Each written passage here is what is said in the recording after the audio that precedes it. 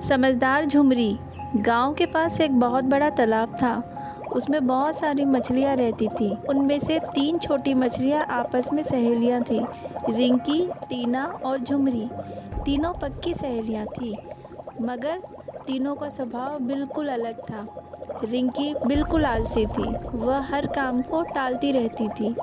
टीना बहुत ही चंचल थी, सब मछलियों में सबसे तेज वही तैरती थी।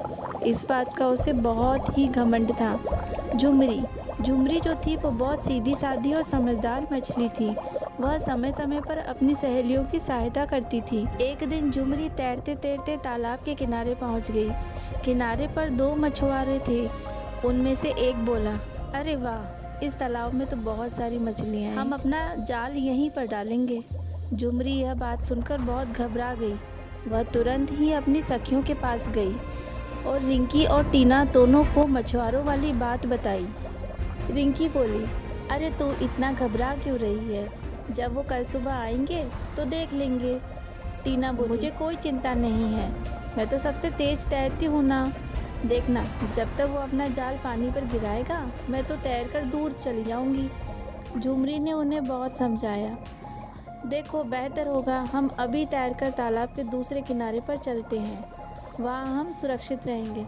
लेकिन आलसी रिंकी और घमंडी टीना ने झुमरी की कोई बात नहीं सुनी। हारकर झुमरी अकेले ही तालाब के दूसरे किनारे पर चली गई। अगले दिन सुबह मछुआरे आ गए। उन्होंने अपना जाल खोला। आलसी रिंकी सो रही थी और टीना ने जब उन्हें देखा तो घबरा कर तेजी से तैरने लगी। मछुआरों ने जाल पानी पर फेंका। रिंकी तो जाल में फंस गई। तैरती हुई टीना के ऊपर जाल का किनारा आकर गिर गया, जिससे टीना हवा में उछल गई और वहाँ पर पड़े हुए पत्थर पर जाकर गिर गई। उसे चोट लग गई और वो फड़फड़ाने लगी। दूसरे किनारे पर तैरती हुई झुमरी यह सब देख रही थी और बहुत दुखी हो रही थी, मगर वह कुछ भी नहीं कर सकती थी। रिंकी और टीना को अपने आलस और घमंड का फल मिल चुका था। इस कहानी से हमें यह शिक्षा मिलती है कि हमें समय रहते अपना काम कर लेना चाहिए, नहीं तो हमें घमंड और आलस का फल इसी तरह मिलता रहेगा।